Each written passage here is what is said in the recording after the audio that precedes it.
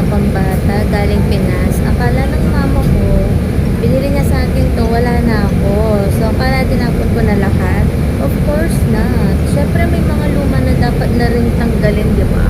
Yung mawala sa buhay na, O, timing yung tipong hindi na kaya i-absorb yung amoy. Syempre, eto, meron pa ako mother, di ba? Ayan. O, tas di ako mawalan-walan ng electric fan kahit na malamig sa bus. Di ako sanay, guys.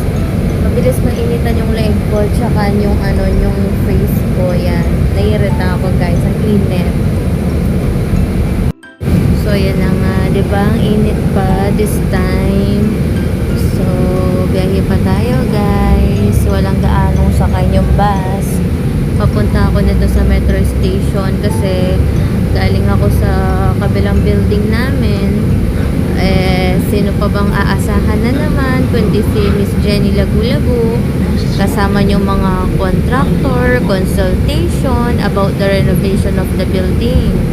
So ito, kung paano maglakad yung mga engineer, consultation, contractor, dapat kasama din ako. Kung pawis sila, pawis din ako, guys. Bawal ang arte-arte dito, guys. Naantok ako nito, guys. I don't want to go to the other building. I want to sleep at home, guys. Siguro kapag pumayat na ako, baka masisipagin pa ako magtrabaho, guys. Nakaantok. I want to go home na. Signal card natin. Lumang-luma na. Bulok-bulok na. So, ayan na nga. Nakababa na tayo, guys. Lakad na as. Ito na, guys. Papunta na tayo ng metro. Papunta na sa ibang building. Ayan. Diba?